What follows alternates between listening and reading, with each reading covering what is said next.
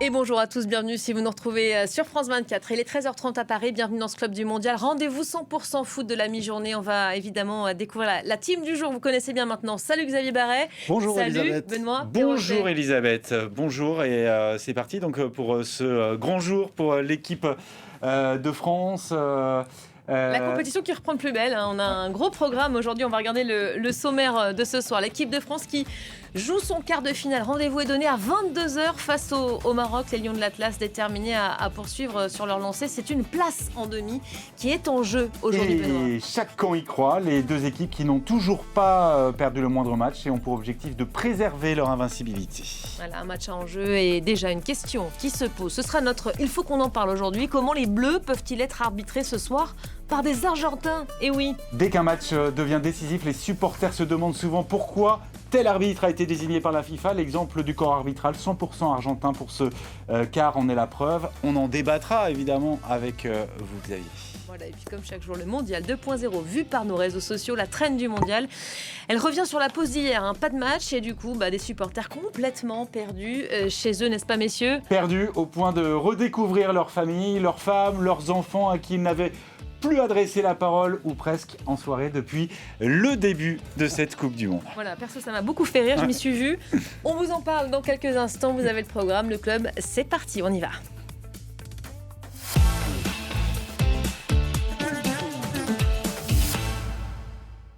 Allez, on va commencer comme chaque jour avec l'image du jour. C'est le match du jour, premier quart de finale de cette Coupe du Monde. Et c'est ce soir à Boston, France-Maroc, les Bleus face aux Lions de l'Atlas. Un remake de la demi-finale de la Coupe du Monde remportée par les Bleus à l'époque. Oui, en 2022. Et si les Bleus partaient favoris il y a 4 ans au Qatar, cette affiche semble beaucoup plus équilibrée cette année. Des joueurs qui se connaissent par cœur. Certains sont même très amis dans la vie, comme Kylian Mbappé et Achraf Hakimi. Mais ce soir, au coup d'envoi, il n'y aura pas vraiment d'amitié qui comptera, mais une place en demi-finale de Coupe du Monde est à se disputer entre ces deux nations. Et c'est donc le jour J pour l'équipe de France qui donc va s'attaquer au Maroc ce soir en quart. Coup d'envoi dans moins de 10 heures. Premier à entrer sur la scène de ces quarts de finale, ce sont les Bleus et les Lions de l'Atlas à Boston, la même où l'équipe de France a établi son camp de base depuis le début de cette Coupe du Monde. Oui, une affiche passionnante entre une équipe de France que beaucoup présentent comme la favorite de cette Coupe du Monde et des Marocains qui confirment qu'ils sont bien, une puissance montante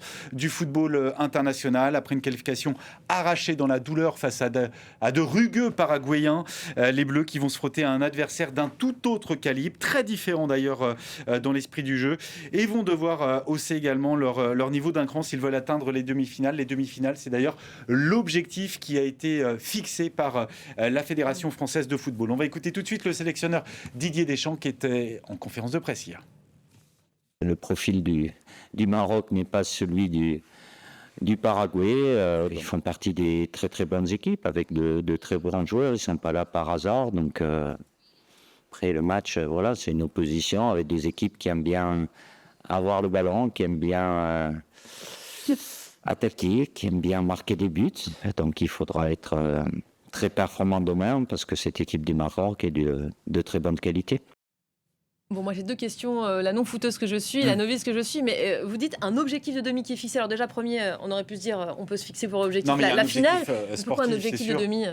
Parce qu'il faut rentrer aussi dans les frais. C'est une entreprise, la fédération, n'est-ce pas, Xavier ? Et les finances de la fédération qui ne sont pas au mieux. L'hôtel, par exemple, des Bleus à Boston coûte très très cher. Il y a des déplacements aussi qui C'est vrai qu'en fonction du parcours que vous faites en phase finale de la Coupe du Monde, vous avez des primes de participation qui sont de plus en plus élevées. Et donc, le vainqueur ne gagne que 50 millions d'euros. Ce qui est beaucoup moins que la Ligue des Champions, par exemple, pour un club comme le PSG. Oui, 50 millions d'euros, ça fait toujours un peu et un donc, peu alors, j'ai plus tous les tarifs en tête, mais les demi-finalistes gagnent forcément un peu moins. Mais c'est que tous les 4 ans aussi. Oui. Voilà, la Ligue des Champions, c'est tous les ans. Et donc, de toute façon, c'est la politique de la Fédération française de football à tous les niveaux. L'objectif, c'est toujours d'être dans le dernier carré. Parce que si les moins de 17 ans sont dans le dernier carré, les moins de 19 ans sont dans le dernier carré, les espoirs sont dans le dernier carré, l'équipe A, naturellement, elle a de la qualité. Parce que vous avez des générations qui s'empilent avec du talent. Bon, moi l'objectif, je leur donne, c'est la finale, carrément, pas de demi, on vise le but ultime. On a une idée quand même assez précise de l'équipe de ce soir.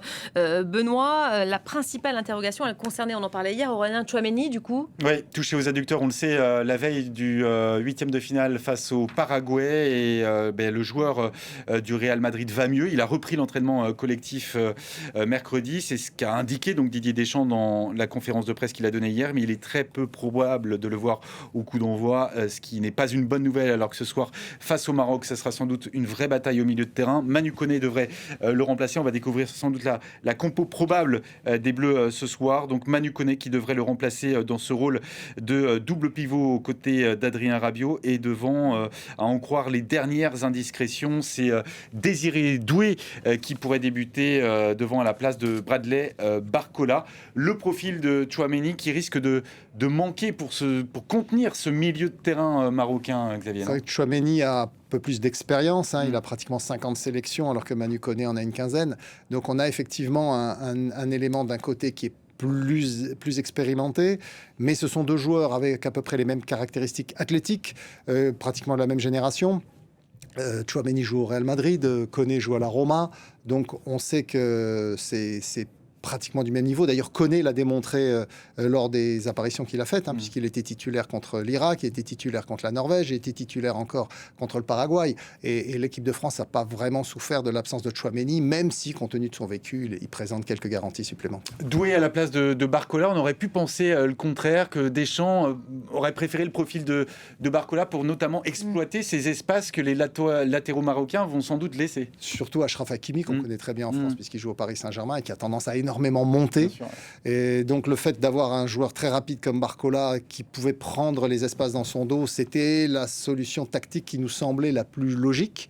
Mais Didier Deschamps connaît mieux son métier que nous, donc on va lui faire confiance. On va pas lui faire la leçon. Enfin, comment quand même, ça n'empêche. On voit qu'il change pas sa philosophie, Didier Deschamps. C'est tout pour l'attaque, quitte à avoir une équipe un peu déséquilibrée, non ? Peu déséquilibré. Pour le moment, ça a plutôt bien marché d'avoir ces 4 attaquants avec 2 milieux récupérateurs qui sont de très haut niveau. Bon, ce sera Koné à la place de Tchouaméni aux côtés de Rabiot. Pour le moment, ça a suffi. Mais c'est vrai que la défense, ça a toujours fait parler depuis le début de la compétition, quand même. Oui, parce qu'effectivement, quand on joue un football résolument offensif, eh bien, on s'expose plus. Mais pour le moment, cette défense avec un Dayo Upamecano qui est monstrueux parce qu'effectivement, il prend tous les ballons qui traînent, il ramasse tout ce qui passe. Il a une grande vitesse de course qui lui permet de rattraper même les meilleurs attaquants. Il n'y a pas de raison de s'inquiéter. Les postes de latéraux sont effectivement un peu plus exposés du fait que Jules Koundé sort d'une saison compliquée. Et puis à gauche, finalement, ce sera plutôt Lucas Digne que Théo Hernandez qui était en Arabie Saoudite et qui a fait une saison très moyenne. Mais globalement, l'équipe de France, elle présente quand même énormément de raisons d'être satisfait. Alors, cette Coupe du Monde signe-t-elle le retour en grâce de Kylian Mbappé? C'est la question qu'on s'est posée ce matin. Les maillots se vendent mieux, en tout cas. Ouais, le capitaine des Bleus, très décrié avant le début de ce mondial, a marqué 7 buts dans cette Coupe du Monde, enchaîne les records, à tel point qu'une pétition circule, signée par plus de 71 000 Français. Une pétition pour lui présenter ses excuses. Marc Poupe. Lunettes de soleil et casquette vissée sur la tête, les images de Kylian Mbappé grimé en dictateur pullulent sur les réseaux sociaux avant même le début du mondial. Le capitaine des Bleus est alors très décrié face à son manque de résultats au Real Madrid ou pour ne pas assez défendre. Il est aussi souvent dépeint comme autoritaire, arrogant et inefficace. Mais Didier Deschamps, lui, n'a de cesse de défendre son attaquant. Vous faites passer pour un dictateur. Kylian, il a une image pour certains à l'extérieur qui n'est pas du tout la réalité. Et comme je vous l'ai dit, autrement je me tais, je ne vais pas vous dire pour raconter des salades.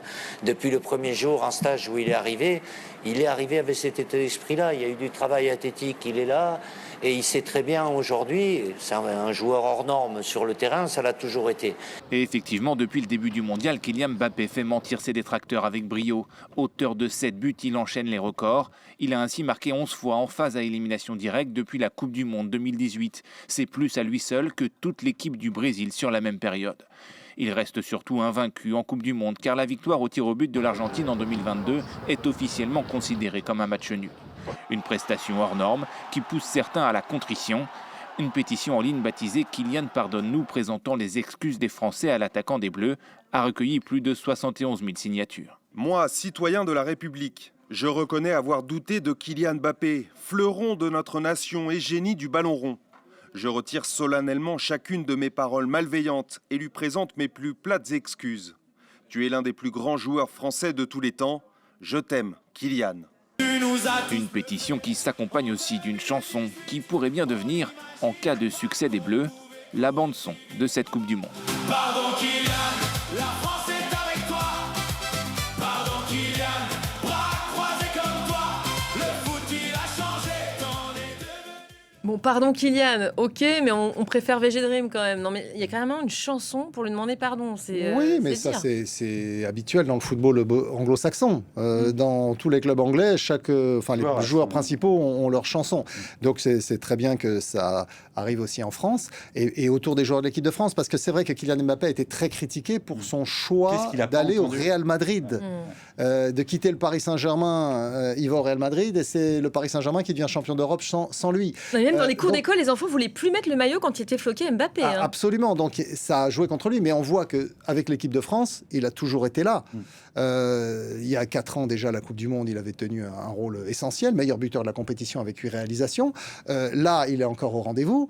Et mis à part, effectivement, une fois où il s'est fait exempter du déplacement en Azerbaïdjan parce que bon, il avait fait le boulot et la France était qualifiée, il est toujours là pour jouer pour l'équipe de France. Donc, c'est vrai qu'il y a eu beaucoup de critiques et je pense que les critiques qui ont été faites sur son dos l'ont été faites surtout pour ses prestations en club, plus que pour ce qu'il avait apporté à l'équipe de France. Mais il est très concerné par cette équipe de France aussi, bien aidé parce que le Real Madrid ne jouait plus rien depuis de nombreuses semaines. Ça lui a permis aussi de totalement basculer vers la préparation de cette Coupe du Monde. Cet objectif Coupe du Monde très tôt dans la saison au final. C'est vrai que le fait que le Real Madrid, comme vous l'avez rappelé, n'avait plus rien à jouer sur la fin de saison, lui a permis d'être blessé. Une blessure un peu diplomatique parce que il semblerait que le coach n'avait pas voulu le faire jouer lors d'un match à Barcelone, donc il a dit qu'il était blessé. Et puis bon, il a pu revenir assez vite en fait, mais il jouait pas à fond parce que son objectif c'était clairement la Coupe du Monde. Et on voit qu'effectivement ces joueurs qui ont la possibilité de préparer bien cette Coupe du Monde et qui n'arrivent donc pas épuisés, eh bien ils sont très performants. On l'a vu avec Lamine Yamal aussi pour l'Espagne, qui a été blessé avec Barcelone en fin de saison, qui a pu se rétablir. Alors, il a eu un peu de mal à rentrer dans la compétition puisqu'il était un peu à court de rythme, mais donc on voit que maintenant, ça va mieux. Kylian Mbappé, donc on dit, hein, c'est un affrontement qui va avoir lieu sur la pelouse ce soir, la France versus le Maroc, mais ils se connaissent bien. Kylian Mbappé qui va retrouver l'un de ses meilleurs amis, Achraf Hakimi. C'est le cas de plusieurs joueurs. On a peut-être quelques images à montrer où on les voit dans les vestiaires du Paris Saint-Germain. C'est vrai qu'ils se connaissent bien et ils s'entendent bien même. Il y a 5 joueurs du Paris Saint-Germain en équipe de France. Regardez ces images-là, elles sont fortes. Doué et Achraf Hakimi. Ouais. Absolument. Donc Doué, Barcola, Ousmane Dembélé, Warren Zahir Emery et Lucas Hernandez qui jouent au Paris Saint-Germain avec Achraf Hakimi, international marocain. C'est aussi le cas dans d'autres clubs, à la Roma par exemple. Manu Koné, dont on parlait tout à l'heure, est coéquipier de Naïl El Ainaoui qui joue lui pour le Maroc. Donc ça arrive fréquemment aujourd'hui dans les grands clubs qu'il y ait des joueurs de plusieurs nationalités différentes. Et comme aujourd'hui le Maroc est une équipe qui fait partie du gratin mondial, c'est pas étonnant que ces joueurs se retrouvent face à face. Voilà, et un match que suivra depuis sa prison. On a une pensée évidemment pour notre confrère Christophe Glaise qui suivra donc cette rencontre puisqu'il suit, ça a été confirmé, les matchs de ce mondial depuis sa prison en Algérie. Lui qui est toujours incarcéré pour apologie du terrorisme après un reportage sur la jeunesse sportive de Kabylie. Voilà, une pensée pour Christophe Glaise. Un mot du Maroc, peut-être parce que la présence du Maroc en quart de finale ne doit absolument rien au hasard. Un dernier escapé du continent des 10 équipes africaines qualifiées pour cette Coupe du Monde. Ils incarnaient les meilleures chances africaines avant le début du tournoi. Ils ont tenu leur rang, Benoît. Oui, alors s'il y a 4 ans, leur présence en demi-finale, une première pour une équipe africaine en Coupe du Monde, avait relevé de l'exploit. Les voir à nouveau dans le top 8 mondial respecte une forme de logique cette année. Les Lions de l'Atlas qui ont disputé en début d'année la finale de la Coupe d'Afrique des Nations, on s'en souvient évidemment, vainqueur sur tapis vert face au Sénégal après une rencontre, on le sait, et on s'en souvient là aussi, qui avait viré au chaos. Et 6e au classement FIFA, ils ont fait un très beau parcours jusque-là dans cette Coupe du Monde. Oui, ils ont fait notamment jeu égal face au Brésil lors de la phase de groupe, avant de se débarrasser des Pays-Bas, excusez du peu, en 6e de finale à l'issue de la séance des tirs au but, et puis d'étrier le 3e pays hôte de cette compétition, le Canada, 3-0 en 8e. Si le Maroc ne peut pas rivaliser avec la France en attaque, surtout sans Ismaël Saïbari, il s'appuie sur un milieu de terrain Boadi, El Enaoui, Ounahi qui risque de monopoliser le ballon, bien aidé par 2 latéraux qui font référence. Achraf Hakimi, Xavier en a parlé, à droite et Nousser Mazraoui à gauche. Le Maroc qui a changé de dimension et qui a largement les capacités de rivaliser ce soir avec les Bleus. Ambitieux et sans aucun complexe désormais côté marocain. Écoutez. On veut tout faire pour gagner, on ne va pas écouter les gens qui nous diront c'est très bien ce que vous avez fait déjà, c'est pas grave si on perd, la France est favorite ou autre. Nous on veut gagner et on va tout faire pour gagner. Croyez-moi, on ne va pas tomber dans ça, on va vraiment, il faut vraiment qu'on puisse, en tout cas demain, jouer pour aller en demi-finale. Comme si on était dos au mur, comme si j'aime pas trop le sentiment qu'on se dit voilà, ce qui est fait déjà est bien et c'est pas mal, tout le reste c'est du bonus. Il n'y a pas de bonus, le seul bonus c'est gagner la coupe. On était en direct tout à l'heure avec Casablanca pour prendre le pouls et il disait ils sont sûrs de leur coup, mais c'est vrai qu'en 4 ans cette équipe elle a gagné en argument face à l'équipe de France. Et en fait elle a complètement changé. Parce qu'il y a 4 ans au Qatar, c'était une équipe défensive qui avait tendance à bétonner. L'entraîneur Walid Regragui l'avait expliqué. D'ailleurs, il a dit on a une équipe qui n'est pas capable de prendre le jeu à son compte et donc on joue avec nos armes. Aujourd'hui, c'est plus le cas du tout. Et c'est plus le cas du tout parce que l'entraîneur a changé. Depuis, il faut voir que des Marocains qui étaient au Qatar en 2022, il n'y en a plus que 8 dans la sélection actuelle. 8 sur 26, dont les 3 gardiens. Donc ça veut dire que l'équipe a complètement changé. Mais il n'y a pas que les joueurs qui ont changé, il y a la philosophie aussi. Et ça, c'est plus récent, c'est parce qu'après la défaite sur le terrain en finale de la CAN contre le Sénégal, l'entraîneur Walid Regragui a quitté son poste et il a été remplacé par Mohamed Wabi, qui est un formateur à la base et qui est arrivé avec un titre de champion du monde dès 20 ans, gagné quelques mois plus tôt au Chili, après avoir battu l'équipe de France en demi-finale et l'Argentine en finale. Et donc il est arrivé, il a considérablement rajeuni ce groupe, et sur les 26 qui étaient à la dernière Coupe d'Afrique des Nations, vous n'en avez que 15. C'est-à-dire qu'il y en a 11 qui sont nouveaux aussi.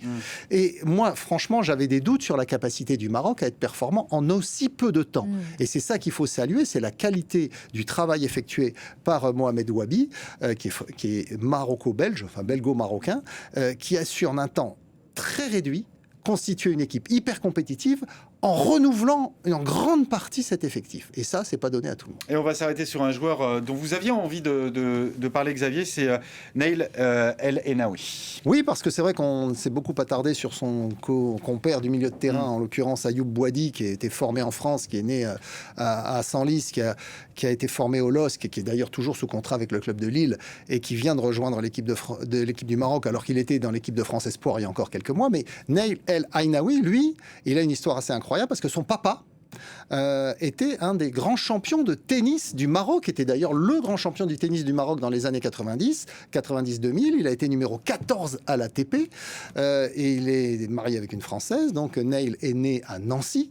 Il a grandi en France, un petit peu en Espagne aussi. Il a été au centre de formation de l'AS Nancy-Lorraine et maintenant il a basculé à Lens, puis en Italie, à la Roma l'été dernier, où il a été transféré pour 20 millions d'euros. Donc on voit que c'est une histoire d'ailleurs qui est racontée dans le Sport Illustrated de ce mois-ci.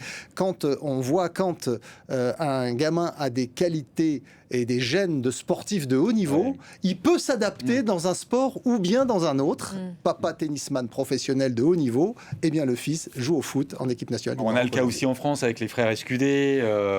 Par exemple, un tennisman, l'autre footballeur. Et puis bien sûr la dynastie Noah, le grand-père Zachary était footballeur, le fils a été un tennisman de très très haut niveau, et puis le petit-fils, qui lui a fait une carrière en NBA au basket. Allez, c'est un arbitre argentin qui sera donc au sifflet ce soir pour ce France-Maroc. Facundo Tello, qui a été désigné par la FIFA. Quand on connaît la rivalité entre la France et les Argentins depuis la finale 2022, ce choix peut interroger. Il a été en tout cas très commenté. Pas de raison d'être paranoïaque pour autant du côté des Bleus. C'est le message de Didier Deschamps hier en conférence de presse. C'est un arbitre chevronné qui a toute sa place en quart de finale d'une Coupe du Monde. Cédric Ferrer.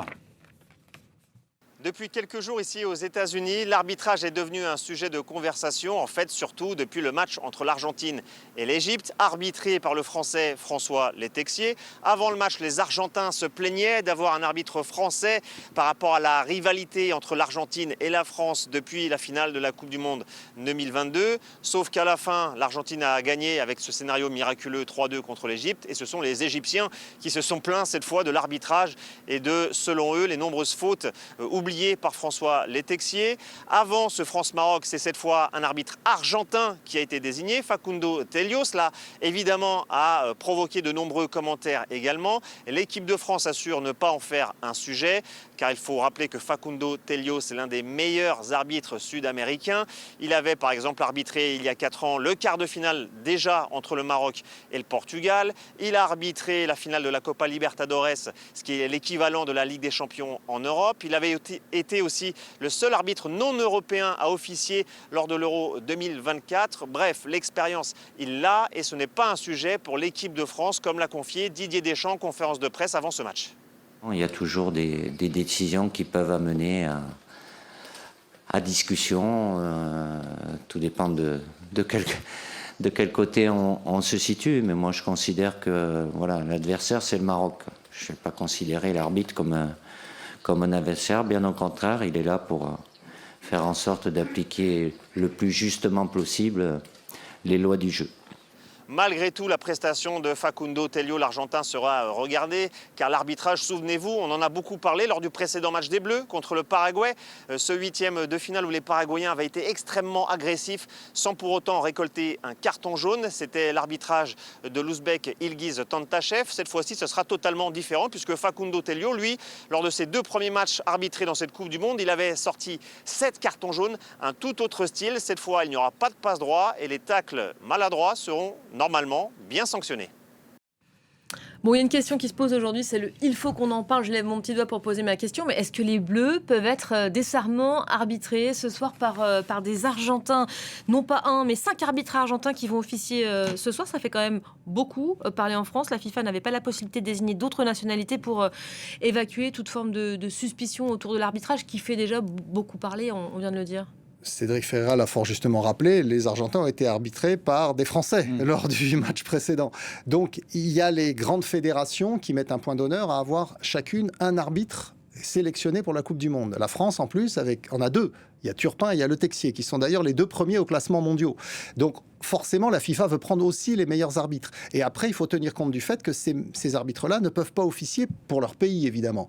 Donc, on garde... mais ça laisse d'autres possibilités. Il y avait d'autres options, quand même. Oui, mais alors, OK, l'Italie n'est pas qualifiée. Vous auriez pu mettre, effectivement, 30 arbitres italiens, parce qu'il y en a effectivement beaucoup de bons niveaux. Mais, en gros, ils essayent de garder l'arbitre le plus facile à placer pour la finale. Donc ça veut dire qu'il faut, en quart de finale, en 8e de finale, il faut placer les autres arbitres de très haut niveau qui ne sont pas concernés par leur équipe nationale.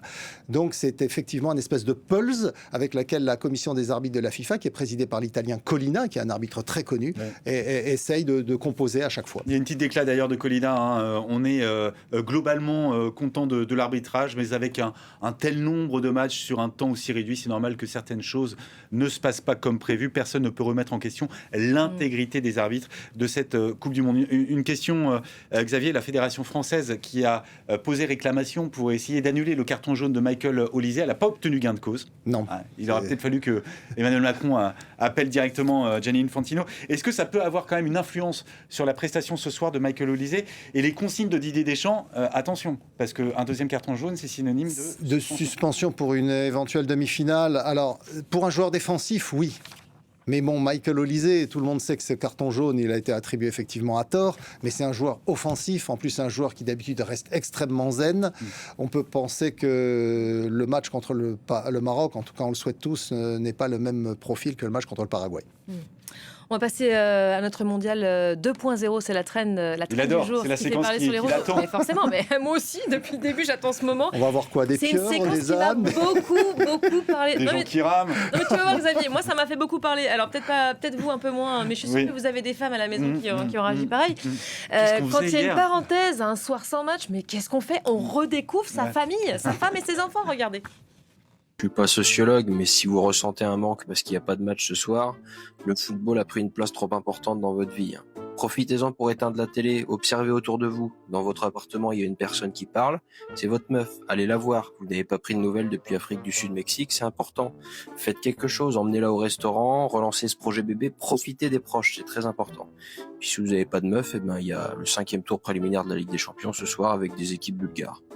Après, je suis pas sociologue. Vous êtes en relation avec le 17 Police Secours. Police Secours, bonjour. Oui, bonjour. Écoutez, je suis chez moi, là, et il y a 3 personnes qui se sont introduites dans mon domicile. Je sais pas qui c'est. Il y a un petit, là, pas très costaud, il doit avoir 2 ans à tout casser. Il y a un plus grand, quand même, là, qui doit avoir 7-8 ans, un peu plus baraque. Et puis, il y a une dame, alors, je sais pas du tout, Ah non, attendez. C'est ma famille. Excusez-moi. Non, vous déplacez pas. C'est bon, c'est ma famille. Oui, merci. Au revoir. Alors, ça va? Quoi de neuf? Ah oui, vous avez redécouvert votre famille, ou pas? Ouais, complètement. Je me suis vraiment posé la question, qu'est-ce que je vais faire après la Coupe du Monde? Je le fais à chaque fois. Bon, on aura le Tour de France Mais encore une semaine après insupportable, Benoît Perrochet, insupportable. Et vous, Xavier? Moi, j'ai mes enfants à la maison, donc on regarde le foot ensemble, donc sinon on fait autre chose. Famille de blonds, genre. Bon, merci à tous les deux en tout cas. C'était le Club du Mondial, restez avec nous, l'info se poursuit sur France 24 et puis on se retrouve quant à nous lundi, mais ça continue évidemment pendant le week-end avec vous, Xavier, notamment. Restez avec nous, l'info revient. À tout de suite.